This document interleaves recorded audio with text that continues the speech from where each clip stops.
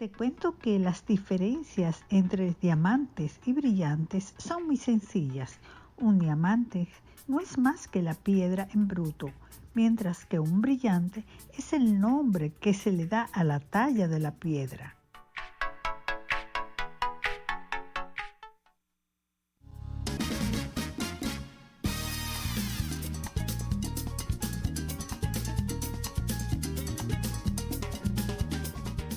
Bueno, señores, continuamos con más de Hora de Té. Hoy con nosotros Pía Enríquez, ella es fisioterapeuta en el té del día de hoy. Así que de verdad que vamos a compartir un tema muy interesante y lo dejo en manos de Ana Mirta para que introduzca a nuestra apreciada invitada.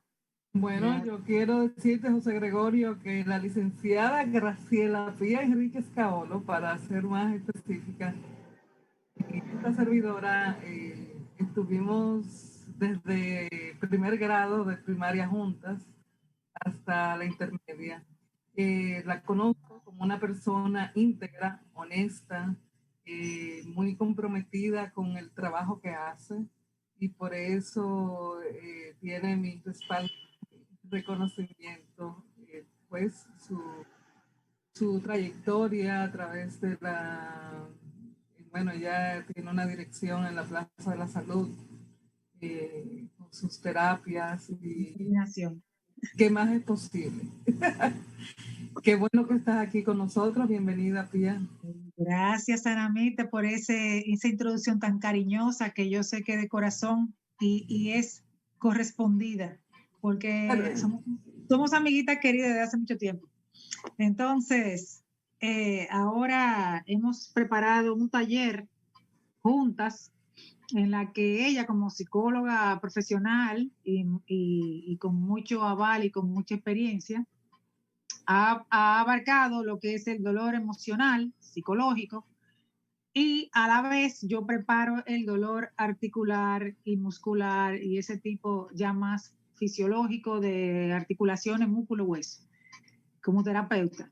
Hicimos un taller muy interesante que gustó mucho y es un taller muy educativo, muy preventivo, y lo cual yo recomiendo tomar a todas las personas que ya están en los TA, porque son pautas para irnos cuidando, para ir escalando edades en buenas condiciones y siendo activos, independientes en la sociedad.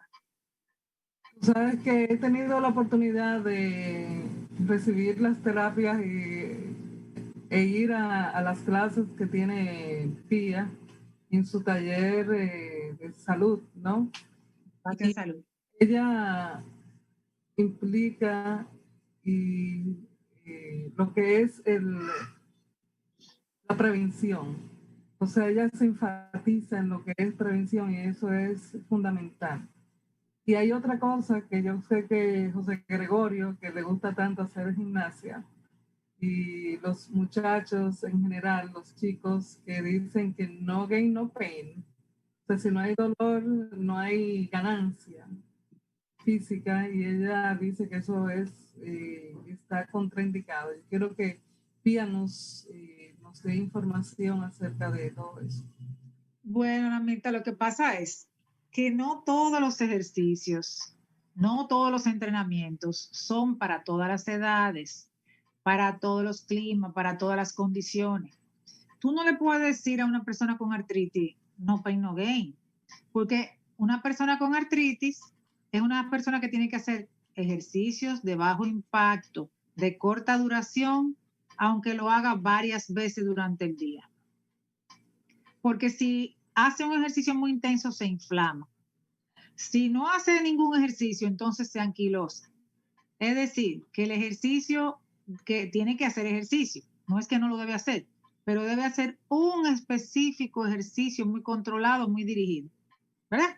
Si tú me estás hablando de un atleta de alto rendimiento, el atleta de alto rendimiento, que es una persona joven, sin ninguna condición que vaya a limitar su capacidad, su rendimiento físico, tú le puedes exigir. Y tú te has fijado como a veces los peloteros, cuando terminan de entrenar, le ponen su compresa de hielo en el hombro. Eso es para evitar que se inflame precisamente, porque el cuerpo manda una alerta, el cerebro manda una alerta al cuerpo que dice, mira, aquí en este hombro ha habido una agresión, manda el sistema linfático, manda la linfa para esa área y eso es lo que causa la inflamación. La linfa es el sistema linfático, nuestro sistema inmunológico, que va a resolver un problema que el cerebro dice que ahí hay. Entonces el hielo lo que hace es que constriñe los vasos y no deja pasar esa cantidad de líquido para que no se inflame. Pero, como te digo, personas ya de cierta edad, de 55 en adelante, no pueden hacer un ejercicio tan intenso porque ya tienen un poquito de artrosis. Porque la artrosis es una degeneración normal, el gasto degenerativo normal del cartílago articular. Entonces, le conviene un ejercicio de menos intensidad. ¿Eso significa que todo el mundo tiene artrosis o eso pertenece a una raza en especial? O sea, a una No, todo el mundo va a tener un poquito de artrosis porque es el gasto degenerativo normal. Hay personas que tienen más artrosis que otra por el peso, a veces la rodilla, la cadera. A veces también hay personas que han usado muchos inmunodepresivos, cortisona, ese tipo de cosas, hace que dañen las articulaciones. Y hay enfermedades degenerativas también. Pero todo el mundo va a tener cierto gasto de sus articulaciones, por eso es que tú has oído decir que las personas mayores como que se acortan, porque cada articulación le baja un poquito lo que yo le digo el colchoncito, que es la parte blanda, entre una vértebra y otra, la parte blanda, eso se gasta un poquito. Por eso es que a veces hay dolores en la cadera, en la parte lumbar. En la parte lumbar hay dolores porque ese es el área que más se usa porque es el centro de gravedad del cuerpo. Y siempre hay todos los movimientos, inclusive estar parada sin hacer nada, afecta esa área. Y hay muchísimas técnicas para tú ahorrar tu articulación. Muchísimas técnicas que se llaman higiene postural, organización de la mecánica corporal, que tú las aprendes en el taller. Y así te puedes cuidar y puedes así evitar que el gasto articular vaya en aumento. Tú lo puedes controlar haciendo ¿Eso evita la artrosis o eso no tiene, eso es preventivo? O sea, porque lo va a eliminar o yo estoy condenada a que mis no tiene que estar articulaciones porque también eso depende de la alimentación, eso depende de la química de tu hueso, de tus articulaciones, de tu alimentación, ¿entiendes? En una palabra. No quiere decir que tú estás condenada a tener, por ejemplo, una gonartrosis.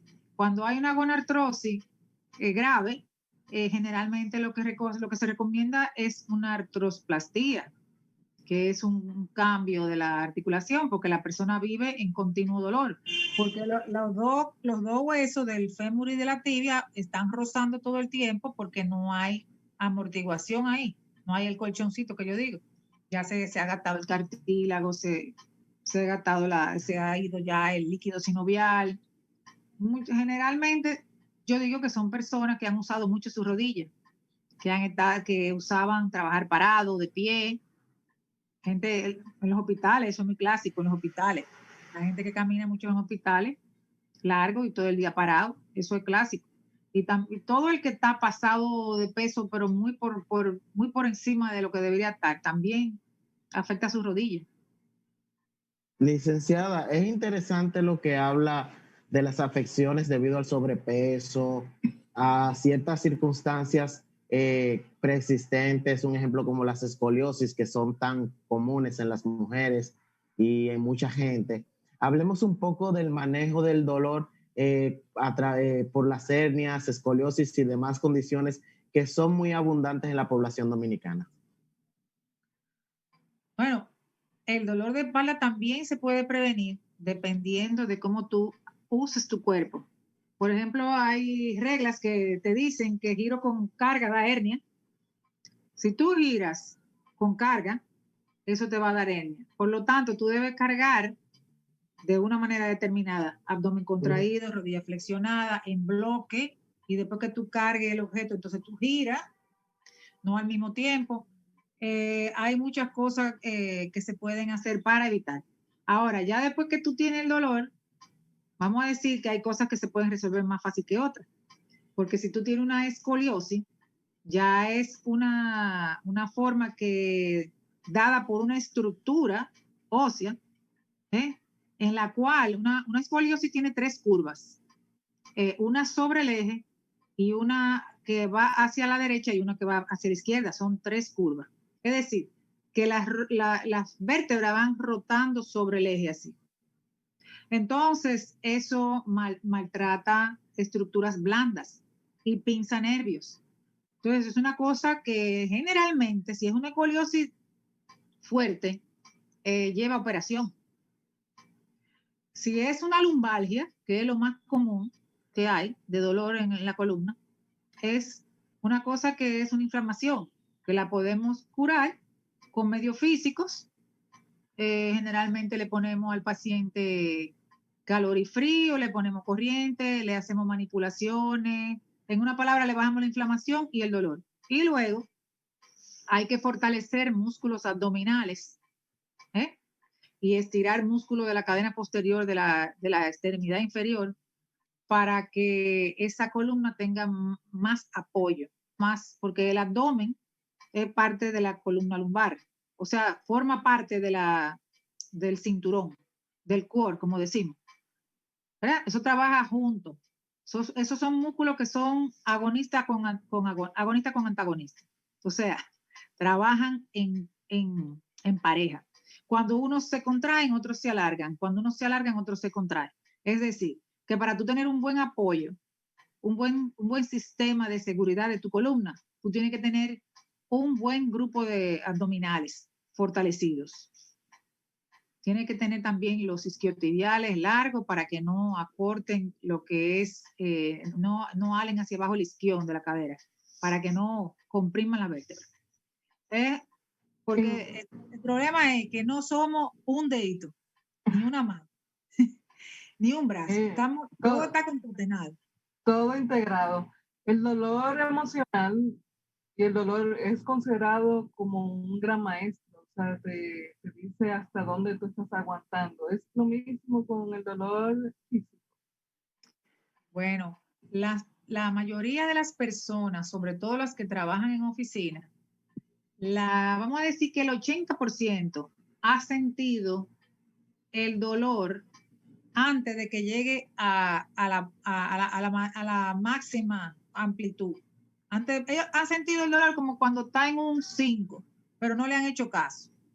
Y han seguido sin determinar, sin pararse a discernir qué es lo que me causa este dolor, o yo estoy haciendo demasiado este movimiento, que tengo el brazo demasiado alto para escribir en la computadora, o estoy mal sentada, ¿qué es lo que pasa? Pero solamente se ocupan del dolor cuando le llega al 10, y ahí salen corriendo para donde el fisiatra, para que el fisiatra lo mande a donde el fisioterapeuta. La gente pudo haber evitado que eso llegara a ese nivel si hubiera escuchado su propio cuerpo. Me imagino que en la parte emocional también uno va acumulando cosas hasta que ese dolor emocional hace un montón, como decimos. Claro, hay veces que la persona aguanta tanto que ya muchas veces, porque el psicólogo usualmente es preventivo, pero cuando uno llegas a tiempo a donde el psicólogo, muchas veces tienes que ir donde el psiquiatra ya directamente.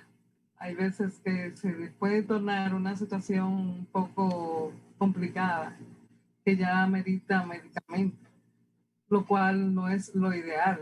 Lo ideal es que tú hagas una profilaxis o vayas a tiempo o asumas posturas y preste atención a las posturas que te dan ese dolor. Por ejemplo, hay mucha gente que está en la computadora, como tú decías, y recibe una carga en el trapecio. O sea, eso es cuando una persona tiene unos enanitos que se montan ahí detrás, los enanitos que mucha gente tiene, que se le desmontan cuando pagan la deuda. ¿Cómo es eso? ¿Cómo funciona? ¿Cómo tú lo trabajas? ¿Cómo yo lo explico eso?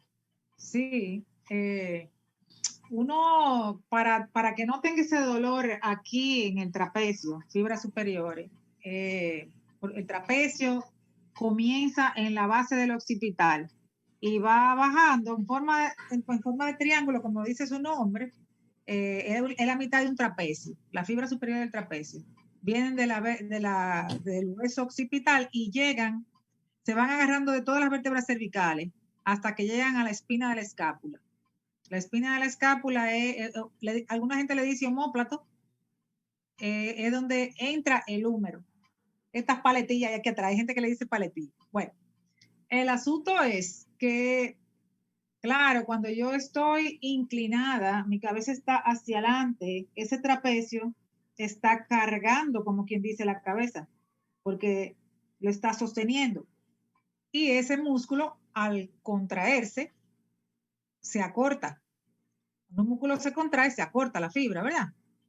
Una molécula de actina entra en una molécula de miosina y hacen así, si tú lo ves en el microscopio. Entonces la fibra muscular se acorta. ¿Qué pasa? Yo había dicho que esos músculos se agarran de las vértebras. Entonces, cuando la fibra se acorta, que apiña las vértebras, las comprime.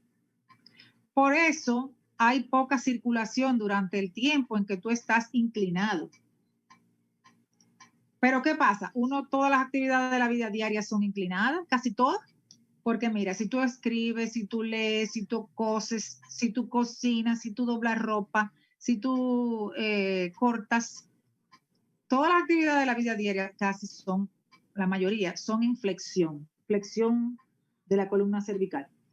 Lo que hay que hacer en ese caso es no pasar más de 2 horas en la misma posición. Esa es una de las reglas básicas. Cuando tú cambias de posición, que es lo que llamamos las pausas activas, otra vez en los músculos, al moverse, contraerse, estirarse, prohijan la circulación, y la circulación te trae la nutrición, porque en la sangre vienen todos los nutrientes y sobre todo el oxígeno. Cuando tú oxigenas tus articulaciones, ahí hay menos artrosis. Por eso que se dice que cuando tú pasas más de 2 horas en la misma posición, eso produce artrosis. Y no solamente en el cuello, en otras partes. Volviendo a la computadora, Anamita, si tú notarás, uno mismo a veces se distrae porque uno pasa de un tema al otro, o si es trabajando o es leyendo, a veces te pasa más de 2 horas sin darte cuenta. Pero cuando te paras, las articulaciones te hablan y te sientes como engarrotada. A veces te da calambre la pantorrilla. Ese calambre de la pantorrilla indica que hay falta de oxigenación. Entonces, las pausas activas son parte del taller y es una parte importantísima porque evita la artrosis. Y por cierto, licenciada, el tiempo en televisión nos traiciona. Nos encantaría que compartiera unas recomendaciones finales para evitar esos dolores por mala postura, por malas prácticas en posiciones cotidianas de la vida, para que podamos tener una mayor calidad de vida y a su vez inviten ustedes a toda esa teleaudiencia al taller que van a tener sobre el dolor. Pero fíjate, puntualízame en esos tips, cuando las personas están haciendo una fila o cuando están fregando, cuando están paradas, que ahora hay mucha gente en esa situación, que hay que hacer largas filas en los bancos, o que tú ves que el supermercado se toma uno más tiempo del requerido. ¿Cómo lidiar con eso? Sí, hay una técnica muy sencilla que es, en vez de estar parada con el peso dividido sobre las 2 piernas, tú debes tirarte todo el peso sobre una pierna.